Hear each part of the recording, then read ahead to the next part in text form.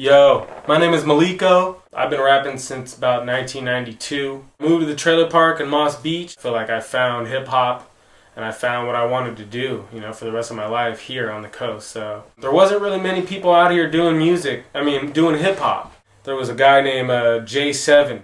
He was already making music with a band called YBS, and he's a great musician, and they were already doing shows and had a studio and stuff.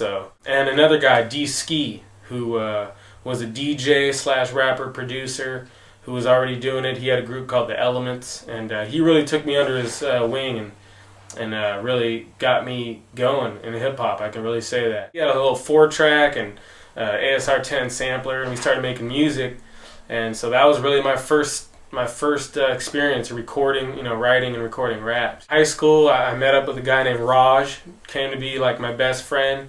I told him I rapped, and he was like, oh, I rap, so we started rapping together.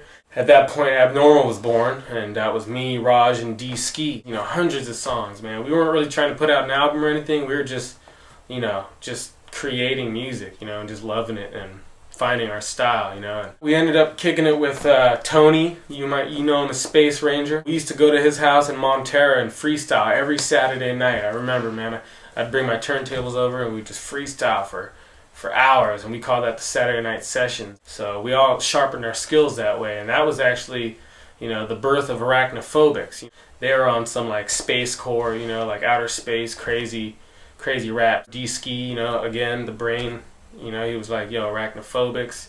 Tony Space Ranger and Seamus, who went by Nebula, and Jason, who went by Flash. We were all involved, but that was really their group, and me and Raj were on the album, but that was really like an offshoot of our group. 96, my senior year, I did my senior exit project on hip-hop. Me, myself, Space Ranger, and Raj, we performed at the high school. That was like my first performance ever. We started doing shows at Round Table, and they were packed, and so that's when it really started rolling. We were selling our tapes and just getting fans, and getting known, and it was really...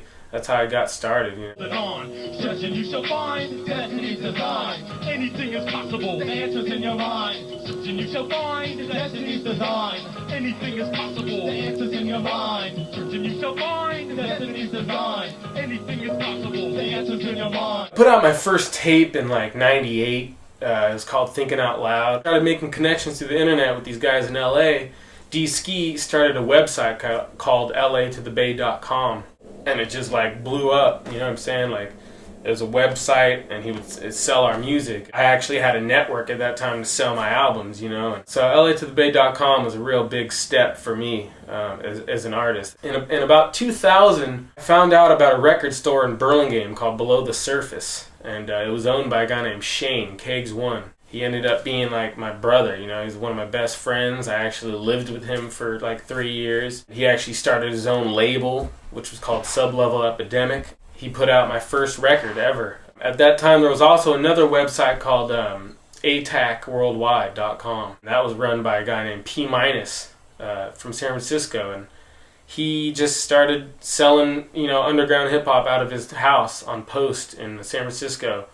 And I was lucky enough to meet him at a show, and he said he liked my music, and he said he wanted to sell it. At that point, we had LA-to-the-Bay.com, ATACworldwide.com, and Shane's website, BelowSurface.com. All three of those websites was this big connection, this big network of worldwide fans all around the world that were into underground hip-hop, and so it really gave us a chance to get our music out there. After that, I started doing a bunch of shows. I went to Canada, Seattle, Oregon, Texas, Hawaii, San Diego, LA, Chico. That was a really fun experience. I got a lot of fans, got my music out there, and just got to experience the whole rap life, and I loved it, At that time, I met up with Optimus Rhymes. He actually worked at Below the Surface. He was in a group called JKC, which is from Santa Cruz, and me and Optimus Rhymes, we just connected like that. It was like instant. We were like the same people, from different crews, so... Ever since then, me and Optimus have been real tight. He's like my brother, and it's rare that you hear a song that comes out without him on it, if I'm on it, If I do any cameo, it's like I bring Op with me, and if he does anything, he brings me with him. Shows, Op's there. Yo, I want to take this time to introduce my homie right here that's been up here with me. This is Optimus Rhymes right here. Yeah, what's up, y'all? Optimus Rhymes right here, Jedi-Knights, JKC, Santa Cruz in the house. I put out like 5 or 6 solo albums. Thinking Out Loud, Nocturnal Journals, which is produced by Joe Dub, Resume, which was like a work of all the stuff I've done with other people, Omnidirectional, Breathing Room, and my latest is called Yada Aloha. I put a lot of time and energy into it, and I think it turned out real good. You can see the videos on youtube.com/yourboymaleko, myspace.com/yourboymaleko. I've been fortunate to keep doing music all this time. You know, here I am in 2009, you know, over 10 years later, and I'm still, you know, I'm sending my music to radio, and you know, I've gotten my music to labels. You're here in the islands touring, doing things. You actually live in the Bay Area. Yep. And you have an album out. You're an entertainer. You're CEO of your own record label. First of all, why don't you tell me a little bit about your sound, about your music, and about describe what you do. Yeah.